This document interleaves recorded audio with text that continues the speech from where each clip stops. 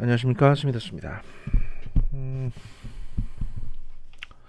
오늘은 담담하게 그 몇 가지 뉴스를 소개해 드리는 걸로 하겠습니다. 첫 번째 뉴스는요, 좀 많이 밀렸었는데 2020년 2월 13일에 나온 이제 일요신문 보도입니다. 그 이낙연 동교동 접촉 추미애 친문 수호 여권의 쌍도마차의 조직론 해부라는 일종의 이제 분석 기사 같은 거고요. 내용을 소개를 해드리면 그 포스트 문재인을 향한 여권발 전쟁의 서막이 올랐다.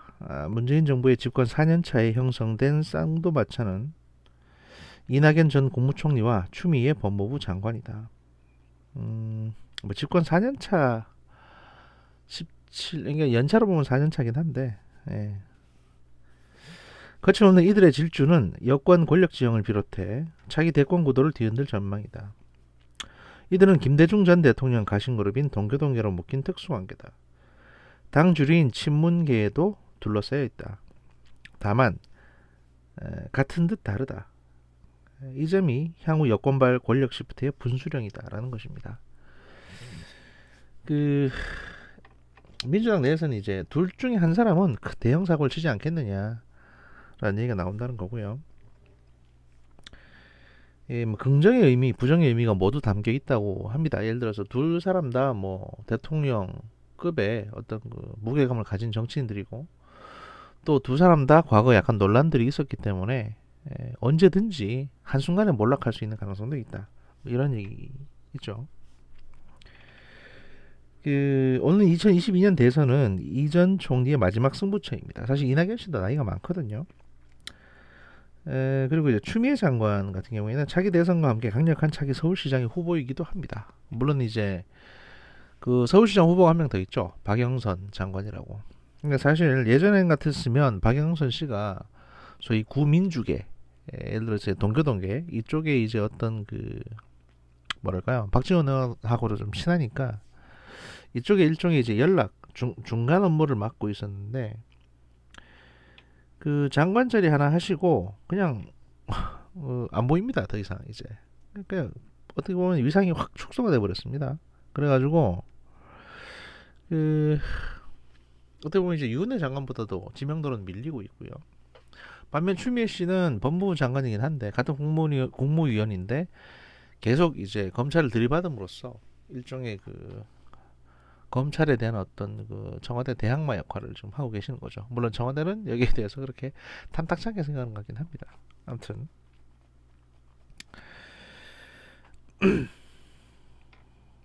어,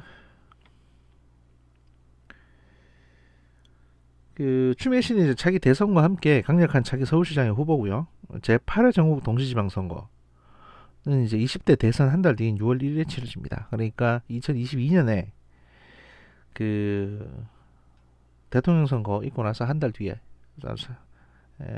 그러니까 5월 15일인가 아마 그게 대통령 선거일 텐데 그 한 달 뒤에, 예, 한 달 뒤인 6월 1일에, 그냥 5월 1일이네요. 6월 1일에 이제 서울시장 선거를 비롯한 지자체 선거가 이루어지는 거죠.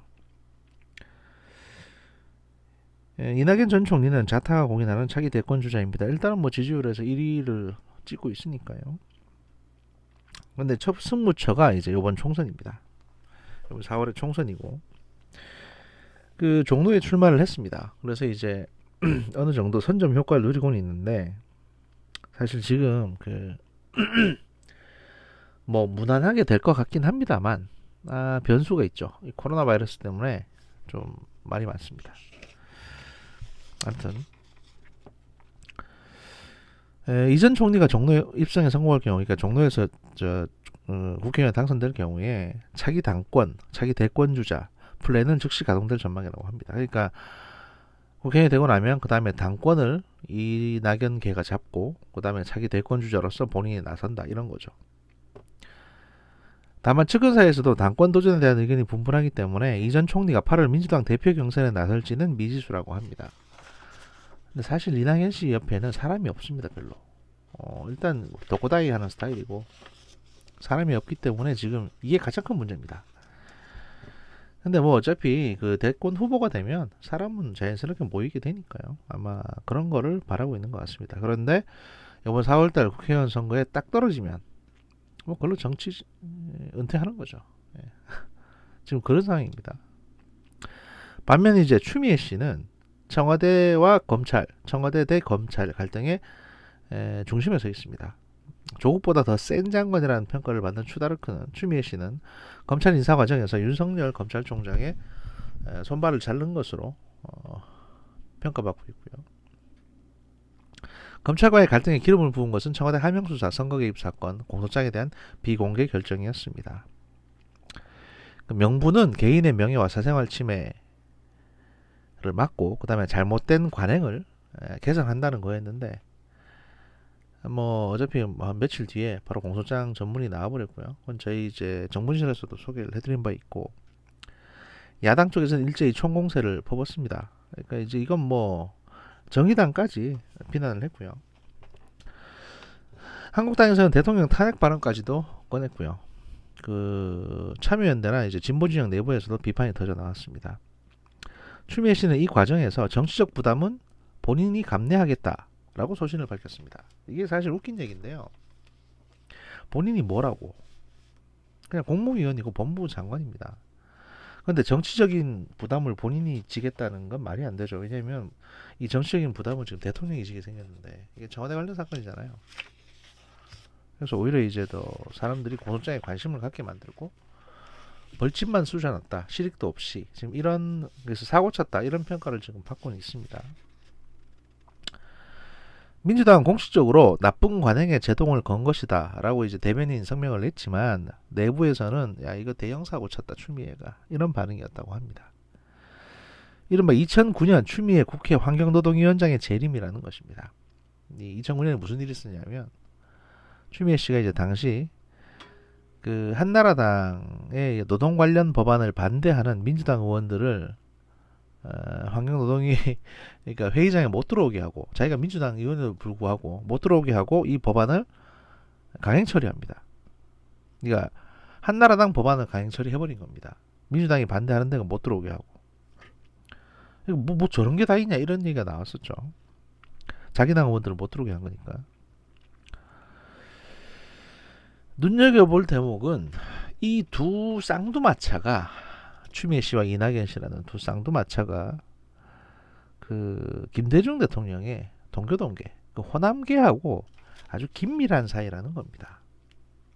이게 지금 기존에 그 부산 쪽에 기반을 두고 있는 친노, 그리고 친문 이런 사람들을 조금 불편하게 하고 있습니다.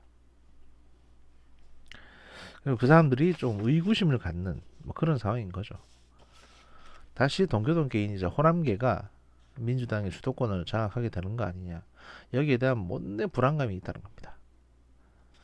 그래서 이제 극단적으로 말씀하시는 분들은 야 차라리 좀 호남 쪽인 이낙연이가 주도권을 장악하게 되고 또는 추미애가 주도권을 장악하게 되고 지금 김대중 대통령의 어떤 이제 동교동계 출신들이 다시 그 민주당 내에 주주로 올라올 경우에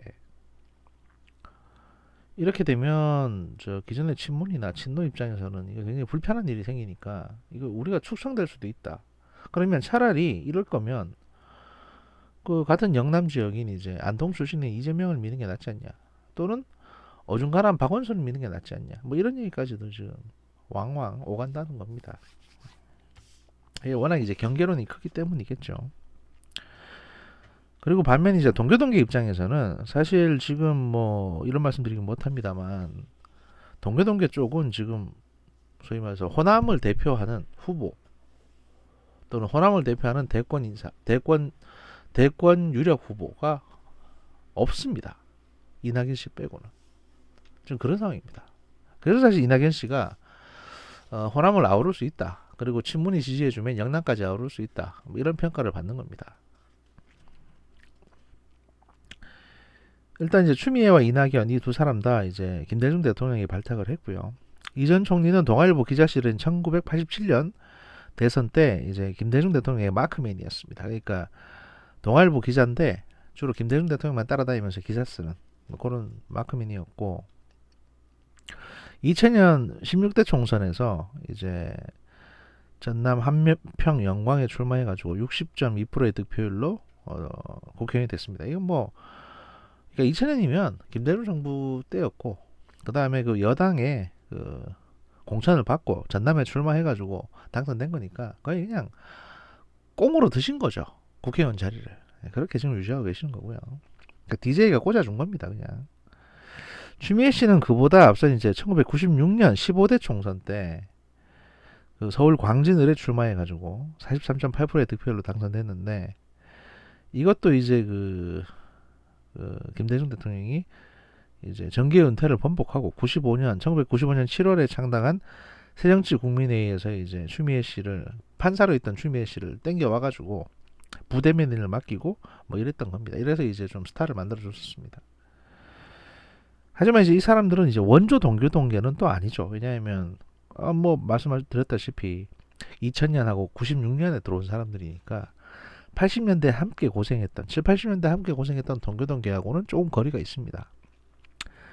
그래서 정치적 이해관계에 따라 전략적 공조 내지 전략적 거리두기를 할 수도 있다는 겁니다. 그러니까 박지원 씨하고의 관계도 약간 대면대면할 수 있다. 뭐 이런 거죠.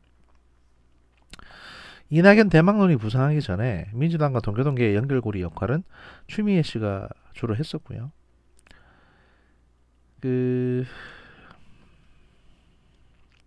이제 이낙연 대망론이 부상한 이후에 동교동계 포지션이 이전 총리 쪽으로 많이 기울게 됐습니다. 그러니까 그 전까지는 동교동계는 그냥 추미애 씨가 챙기고 있었는데 이낙연 씨가 좀 주류가 되니까 그쪽으로 이제 좀 이낙연 쪽으로 많이 친한 척하고 많이 기울고 있다는 거죠.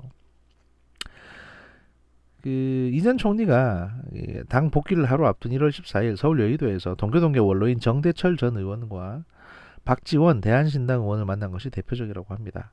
정대철 씨 같은 경우에는 이 자리에서 이제 조직의 중요성을 강조하고 총선 과정에서 다른 의원들을 좀 도와주고 친해지는 것이 급선무다. 그래서 네 사람이나 네 세력을 만들어야 된다라고 이낙연 씨한테 조언을 해줬다는 겁니다.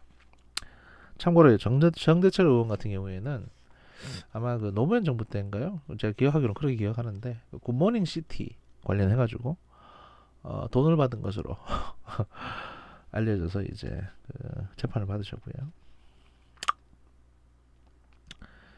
정치 입문 20년간 자기 세력을 구축하지 않은 이전 이낙연 총리의 에 대한 현실적인 조언이었고요. 포스트 문재인 구축이 필수 조건인 이제 NY파, NY계파, 그러니까 이 낙연이니까 낙연 이래가지고 NY 뉴욕, NY계파 형성에 있다는 것입니다. 갱스 오브 뉴욕 같은 거죠. 민주당 한 관계자는 이전 총리는 원래 새 구축을 좋아하는 스타일이 아니다. 그러니까 자기 뭐 사람 끌고 다니는 스타일이 아니라는 건데 그랬는데 이제 이 조언을 받아들여서 민주당으로 복귀한 이전 총리가 7명의 총선 예비 후보자의 후원 회장을 자처한 것도 동교동계 원로에 이제 이 같은 조언과 무관치 않다는 겁니다. 그러니까 뭐 7명 정도 되는 총선 예비 후보자들 후원 회장을 한다는 거는요. 자기 아는 친구들한테 쭉 전화해가지고 기업이라든지 얘 돈 좀 몰아줘라, 정치자금 좀 모금 좀 해줘라, 일종의 이제 그런 걸 해준다는 겁니다. 그럼 아는 사람이 많아야 되거든요. 뭐 본인도 좀 내놓고. 그러면 이 7명은 국회의원이 되고 나면 이낙연 계파로 불리게 되고 이낙연 밑에 따라다니겠죠 아마. 보통 그렇게 구성이 됩니다 사병은. 그래서 정치는 사실 그 돈, 그 다음에 꽂아주는 거, 인사권과 금권 이걸로 이제 보통 세가 구성되는 거고요. 이걸 적절하게 사용하지 않으면 사람 모으기 힘듭니다. 예. 이렇게 이제 퇴물 취급 당하는 동교동계가 지금 이낙연 씨로 인해 가지고 상당히 활기를 찾고 있다. 그리고 다시 한번 우리도 주류가 될 수 있을지도 모른다. 이런 생각을 하고 있다는 겁니다. 그래서 지금 권노갑 씨도 이 생각만 살아 있었네요. 권노갑 씨도 지금 부쩍 그 정대철 의원 만나고 다니고 전 의원을 만나러 다니고 이 사람들이 또 이낙연 씨 만나고 뭐 이러고 있다는 거죠.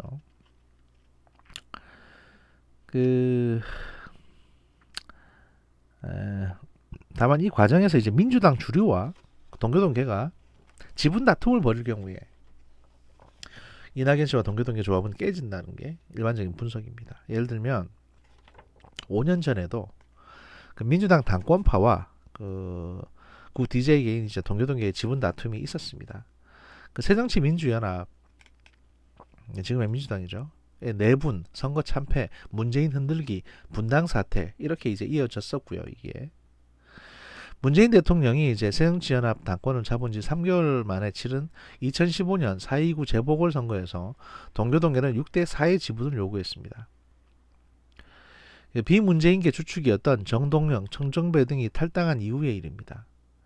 그들이 이제 탈당하고 나가니까 문재인 씨가 이제 당 대표가 됐으니까 동교동계는 야 우리가 도와줬으니까 곧 있을 4.29 재보궐선거에서 그 동교동계 쪽 우리 쪽한테 욕을 주라. 그러니까 60%를 공천할 수 있는 걸 주라. 예를 들어서 뭐 한 5명이라고 그러면 우리한테 3명 주라. 이 얘기죠. 그러니까. 그리고 니네가 2명 해라. 이거죠. 권노갑 전 의원은 재보선 지원 반대 뜻을 거두면서 문재인 대통령에게, 당시 문재인 당대표에게 주류 60%와 비주류 40%를 배합하는 게 관행이다 라고 말한 것으로 알려졌습니다. 6대4로 하자는 거죠.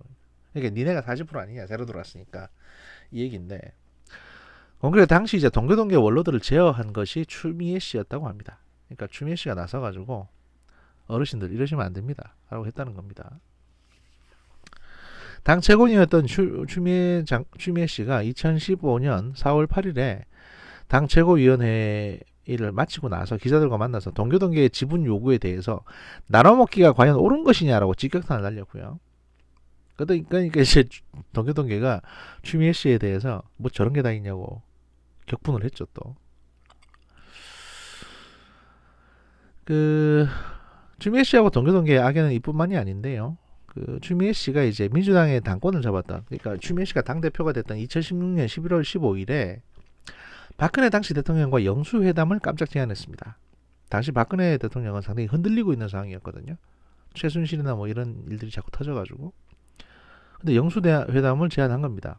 지금 죽어가고 있는 사람한테 만나자 이렇게 된 거죠. 민주당 내부는 이 추미애 씨의 돌출 행동, 추 대표의 돌출 행동에 대해서 깜짝 놀라서 발칵 뒤집혔다고 합니다. 왜냐하면 상의도 안 하고 지 마음대로 당대표 됐다고 어르신들 무시하고 지 혼자 갑자기 박근혜 만나가지고 뭔 얘기를 하겠다는 거냐. 지금 좀 있으면 탄핵될지도 모르는 사람한테 이렇게 된 거죠. 여기가 이제 추미애 씨도 깜짝 놀라가지고 반나절 만에 영수회담 제안을 철회했는데 이렇게 되니까 이제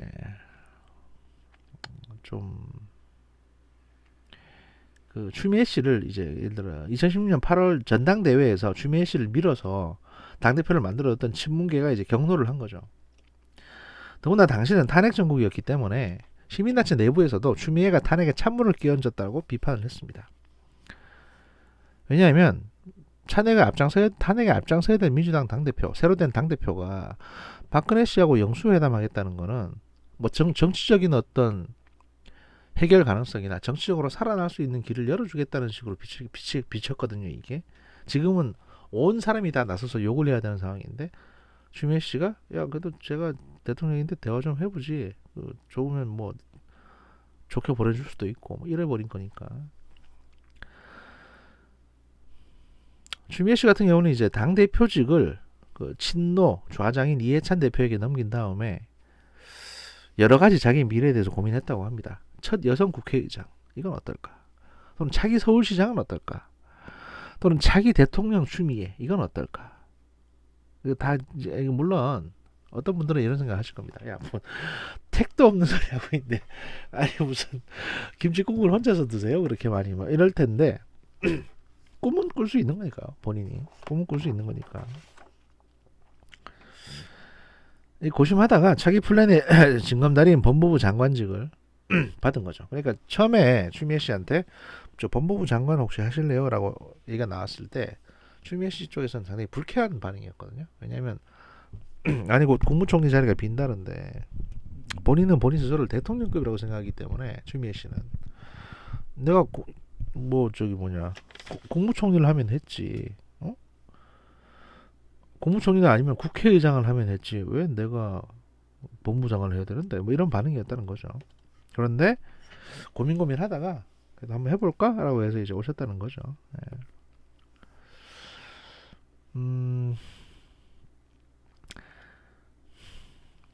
추 장관은 이제 그 추미애 씨는 임기 마지막까지 검찰 개혁의 드라이브를 걸면서 뭐 문재인 대통령을 지키겠다 뭐 이런 얘기를 할 것 같은데요. 왜냐하면 이제 적어도 겉으로 이미지상으로는 그렇게 해야 그 민주당 내에 이제 친문 쪽에 지지를 계속 받을 테니까. 왜냐면 당 대표도 그런 식으로 이제 어부지리로 지지받아가지고 했거든요, 친문 쪽에. 반면 이제 이낙연 총리 같은 경우에는 친문계의 지지를 넘어서서 사실 지금 친문계가 이낙연 씨를 그렇게 지지하지도 않아요. 그런 상황입니다. 뭐 국회 선거는 모르겠는데 대선에서는 좀 애매합니다, 입장이.